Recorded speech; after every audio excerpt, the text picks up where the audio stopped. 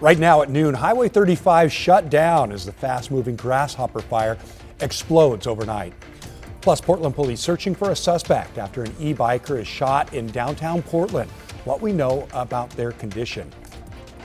And a potential threat against President Trump sparking a secret plane swap, why he was reportedly moved in a catering truck on the runway.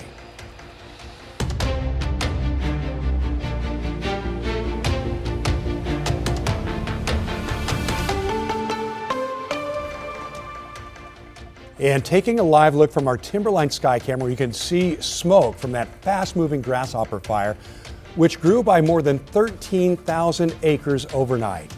Good afternoon and thanks for joining us. I'm Tim Gordon. That fire is burning just east of Mount Hood as crews try to get it under control. Many areas are under level 3 evacuation orders. Today, Highway 35 is closed again because of that fire. Mo Hyder has the latest conditions up at Government Camp, where the town is currently sitting under level 1 get ready evacuations. Mo? According to state officials, about 23% of the fire has been contained. But keep in mind, this fire has been going on since late July. And since then, you remember, this has prompted evacuations, changed air quality, and also has caused some road closures. Take a look behind me here, just along Highway 26. You can see some of the smoke and the haze further down to this area. That's an indication of what the crews are dealing with at this time. So according to the Oregon Department of Forestry, close to 64,000 acres have been burned so far. The state fire marshal's office is really devoting resources here. They say more than 1,600 personnel have been tasked with battling the fire. The state agency also says it's always a bigger challenge in the afternoon when it's drier and windier, especially on the northwest side where it tends to get more windy. But for the most part, just general wind flow across the fire area for the next several days. We will see afternoon gusts into the 20-mile-per-hour range, so kind of gusty, but that's going to continue all the way through Wednesday.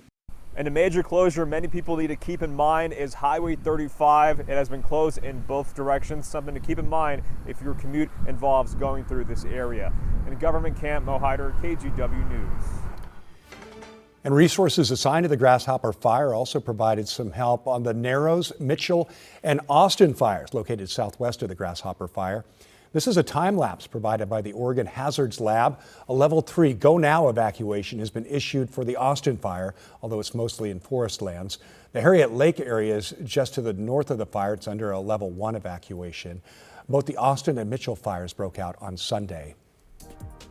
With resources stretched so thin and a growing need out there, we've activated our Northwest Response Fund.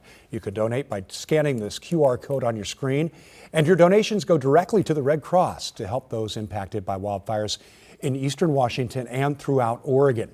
If you want to donate in person, just visit any local U.S. bank branch. And taking another live look from our other Timberline sky cam there, we can see a little bit of smoke from the Grasshopper fire in the top of Mount Hood. Let's check in with meteorologist Chris McGinnis, who has the latest conditions. Hey, Chris. Yeah, once again, we are the beneficiaries of westerly winds here in the Willamette Valley, so that is keeping that wildfire smoke that you can see right here on our satellite imagery, generally along and east of the Cascades. And as we put this into motion, let's see if this will loop for me. Oh, it's not looping for me. Let me step off here real quick and get this going again here, and we'll take you back live to the Dalles, where you can plainly see off in the distance that wildfire smoky haze that has been very prevalent here across Wasco County. And there's the winds. Also, you heard the fire officials talking about the gusty winds. Right now, we've got west wind gusts in the Dalles to 33 miles an hour. So obviously, that's helping to fan the flames out there where the air quality alert remains in effect. Here we go. Back to the satellite imagery. You can see that smoke plume from the Grasshopper fire and those two smaller fires that have ignited up in Clackamas County as well. And again, the prevailing wind is out of the west. So again, across the Willamette Valley, we're looking A-OK. Those smoke plumes will continue to drift off to the east over the next couple of days. I do want to point out, though, that wildfire smoke does try to drift down through the north or the Cascades of Washington a little bit later on this week. So perhaps by Thursday, we could see a little haze off in the distance.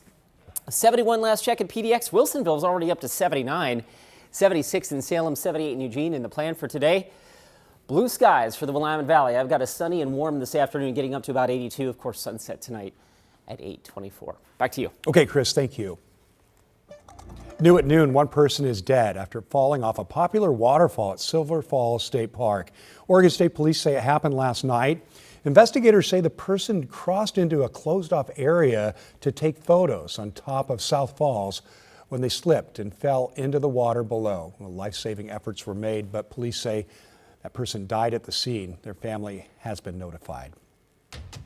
Here's a look at some national headlines this afternoon. A potential Iranian threat against President Trump led to a secretive move to fly him out of Turkey on a smaller aircraft last month. According to CNN, the president boarded the older Air Force One you see there, only to soon get off that plane and into a catering truck. That's highlighted in your screen right now. He was taken to another military aircraft. That plane, along with the older Air Force One and the newer plane as well, gifted to him by the Qatar government, all flew to the UK. The White House has not disputed the reports. The Trump administration is halting federal funds for a flagship Arctic climate report. For 2 decades, the Arctic Report Card has been backed by the National Oceanic and Atmospheric Administration. But CNN reports officials at NOAA told scientists all agency support was being suspended for that. They didn't give a reason either. There have been other recent changes at NOAA. For example, the agency no longer produces a yearly report on billion-dollar disasters or provide government updates to climate.gov. Officials at NOAA have not commented on that matter. Amazon is building a new AI data center in Texas that could become the most polluting power plant in the United States. The tech giant says the data center in Pecos County will have its own natural gas burning power plant. The new plant will be permitted to release 33 million tons of carbon dioxide a year, according to regulatory records. No other power plant in the U.S. releases that much of planet-warming gases. Meta has launched a new open source AI model it's calling Muse Glimmer. Not only can people use it, they can also access its source code. That allows developers to rework the code to make their own models. Meta CEO Mark Zuckerberg says he disagrees with rivals who say the technology is dangerous and in need of restricted access. President Trump has signed a new executive order overhauling recommendations for childhood vaccines, something Health Secretary Robert F. Kennedy Jr. has been trying to do since he was confirmed, but courts have blocked his past efforts. As NBC's Alice Barr reports, the medical community is now pushing back.